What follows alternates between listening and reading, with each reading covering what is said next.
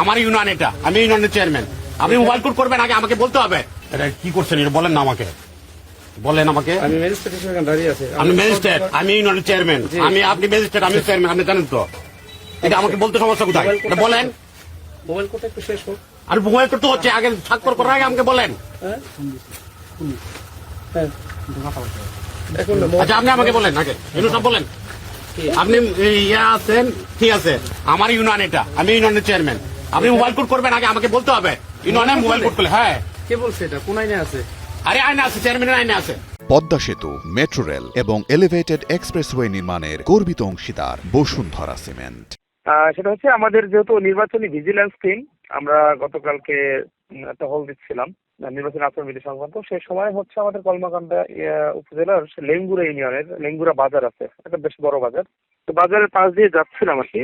যাওয়ার সময় হলো রাস্তায় দেখে আমরা ইট সুরকি ফেলে একটা ভবন নির্মাণ হচ্ছে।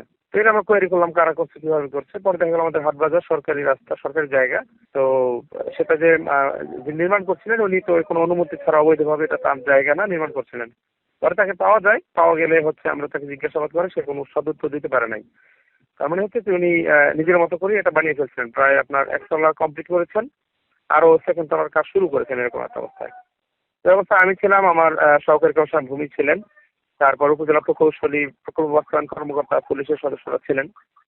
তো যেহেতু এটা সরকারি আইন অমান্য করে বা অনুমতিতে এই কাজটা করছিলেন, সেই হিসেবে ওনার উপরে যথাযথ আইনে মোবাইল পরিচালনার প্রক্রিয়া শুরু করে নিয়েছিলেন।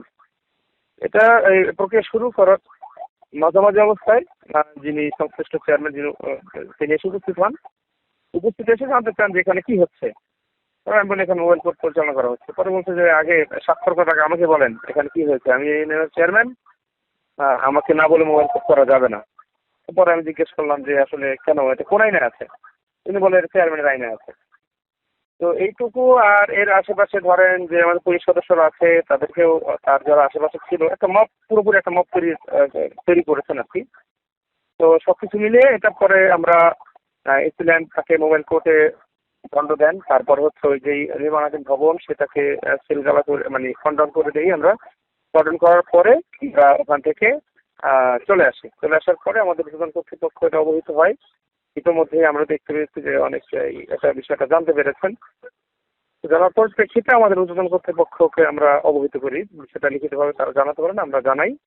জানানোর পর পরিপ্রেক্ষিতে আজকে মিনিস্ট্রি থেকে একটু আগে আমরা অর্ডার দেখলাম যে ওনাকে, যিনি চেয়ারম্যান, ওনাকে সাময়িক বরখাস্ত করা হয়েছে। এতটুকু হলো আপডেট।